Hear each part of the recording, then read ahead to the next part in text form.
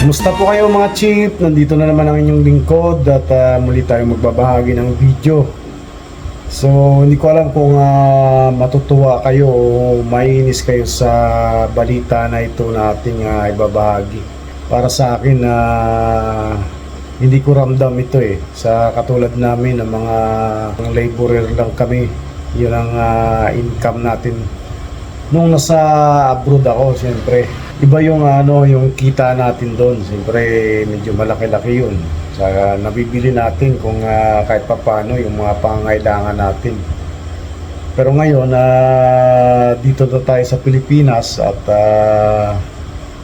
isa lang tayong ordinaryong manggagawa, hindi natin nararamdaman yan. At talagang kulang na kulang ang ating kinikita para sa pang-araw-araw nating mga gastusin. So siguro yung iba siyempre yung mga malalaki ang kinikita talagang pwede nilang maramdaman ito, pero parang hindi balance. Ayon nga dito kay sa news na ito ay inilabas daw ng World Bank ito. Nasa upper middle income. Yun ang caption ito Hindi ko alam kung saan sila kumuha ng basihan at bakit sinasabi nila na malaki na daw ang ibig sabihin nito, malaki na ang kinikita ng bawat manggagawang Pilipino. Panoorin natin itong sinabi ni Pangulong Bongbong Marcos. Today, the world has taken notice. The Philippines has officially become an upper middle income country. Masaya itong inanunsyo ni Pangulong Bongbong Marcos batay sa pagsusuri ng World Bank. Upgraded na umano ang Pilipinas mula sa pagiging lower middle income country dahil ang gross national income per capita o average umanong kita ng bawat Pilipino kada taon ay 295,850 pesos. Lagpas na sa hangganan para matawag na upper middle income country. Ibig sabihin, lagpas 24,000 pesos ang average na buwan ng kita ng kada Pilipino. Sabi ng gobyerno, lumaki ang kita ng bawat Pilipino dahil patuloy na lumago ang ekonomiya at dahil sa padala ng mga Pilipino. So yun naman pala tumaas ang ekonomiya daw. Sabi nila, tumaas daw At yun nga, dahil din sa mga remittance ng mga OFW. At lagi namang ganun kahit nung sa abroad tayo nung time na yun lagi ko rin naririnig yan na ang ekonomiya ng bansa ay halos napapamaintain lang dahil sa mga OFW. So kaya bilang ex-OFW ay naging proud din tayo kahit papaano, di ba? So sa ngayon dapat hindi nila ito sinasabi kasi ang daming nagsasuffer na mga maliliit na manggagawa, lalo na yung mga taong mga laborer lang ang trabaho. Hindi ganun kalaki ang kinikita ng mga yan. At hindi lingid na sa ating kaalaman yan dahil siyempre nandito na tayo sa Pilipinas.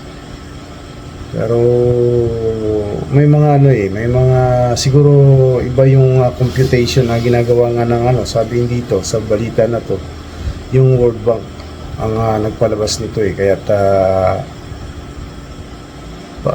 ko lang kahit sabihin natin na minimum income ka o earner, hindi rin aabot ng 24,000 ang monthly mo kung titingnan natin di ba? Isa ng upper middle income country ang Pilipinas ayon po yan sa World Bank. Ibig sabihin, lumaki pa ang kita ng bawat Pilipino. Eto ang problema. Concentrated ang malaking kita sa mas kakaunting bilang ng mga Pilipino. Ayon naman sa hiwalay na pag-aaral. Di ba? May ayun nga dito kay Mel Chanco sa hiwalay na pag-aaral. So, ibig sabihin hindi accurate yung sinasabi na yan ng World Bank. At Dahil sa totoo lang, kulang na kulang pa.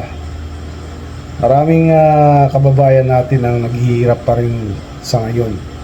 So, yun, ayon nga dito sa mga interview na napanood natin, siguro kung ganun na ang kinikita ng bawat Pilipino, kahit papano yung mga pangunahing pangangailangan nila, mabibili na nila, sa ngayon hindi pa kahit nga pansarili lang na gamit o mga personal na pangangailangan ng bawat tao, hindi pa minsan mabili-bili. Mapapansin mo ang mga kapwa mo trabahador, ang daming London doon. Uso dito ang London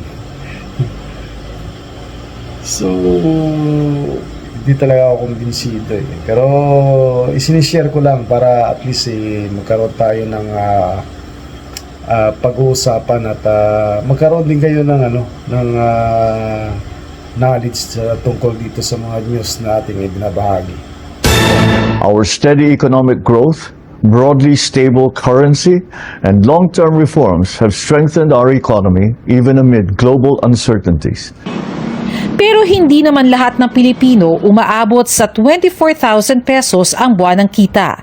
Nang kwentahin kasi yan ng World Bank, pinagsama-sama ang kita ng lahat ng produkto at serbisyong likha ng mga Pilipino sa bansa at kita ng mga Pilipino abroad, tapos hinati yan sa bilang ng mid-year population ng Pilipinas. So yun ang yung computation na ginawa ng World Bank. Pero mo pinagsama-sama yung kita sa produkto, kita sa remittances, kanilang binasihan ay ganun. Kaya sinasabi nilang upper middle income ng Pilipinas. Sa hiwalay na pag-aaral sa Pilipinas, wala pang 1% ang mga mayaman at may upper income, habang mahigit 50% pag pinagsama ang mga mabababa ang sahod at mahihirap. Si Rose halimbawa nagtitinda dahil hindi na sumasapat ang kita ng asawang electrician. Parang hindi ko naman po nararamdaman. Hanap buhay pero ganun pa din. Mataas na mga bilihin, ang pag-aaral yung mga school supply, mataas na din po. Hindi rin naabot sa 24,000 pesos ang kita ng tricycle driver tulad ni Jerwin. Ngayon, halos magkano lang naiuwi namin Dahil tumaas yung mga bilihin, tumaas yung gas. Para naman sa estudyanteng si Julia, masasabi lang niyang nasa upper middle income tayo kung nabibili na po namin yung mga gusto namin na hindi na iniisip kung magkano ba yan o kasama ba sa budget natin yan. Kumbaga, may extra pa po sa budget na matitira. paliwanag ng isang ekonomista, piling sektor lang ang agad makakaramdam ng pagiging upper middle income ng bansa dahil pangkalahatang panukat lang naman talaga ang gross national income per capita. Ang panukat na ginamit ng World Bank ay per capita GNI at hindi nito ginagamit ang mga panukat katulad ng poverty, hunger, human development index. Ang ordinaryong Pilipino, ang ginagamit niyang pamantayan ng kaunlaran niya ay ako ba ay nakakabili pa ng aking mga pangunahing pangangailangan. Pero ang upgrade na ito sa reputasyon ng Pilipinas makakatulong naman dahil posibleng dumami ang mamumuhunan kaya posibleng dumami ang trabaho sa bansa. Bagaman may ilang pautang ang hindi na ma-access ng Pilipinas o mababago ang mga kondisyon. Pero ayun nga doon sa isang analyst, sabi niya mas maganda daw yung dating noon sa mga nais mamumuhunan sa ating bansa. At parang isang tinitingnan niya na parang isang oportunidad yun para maaaring lumago ang ekonomiya ng bansa dahil dun sa inilabas na yun ng World Bank. So yun, kung nais nyo pong magbigay ng iyong opinion, komento, reaction, mag-comment lang sa comment section sa mismong video natin na ito. Maraming salamat, bye-bye!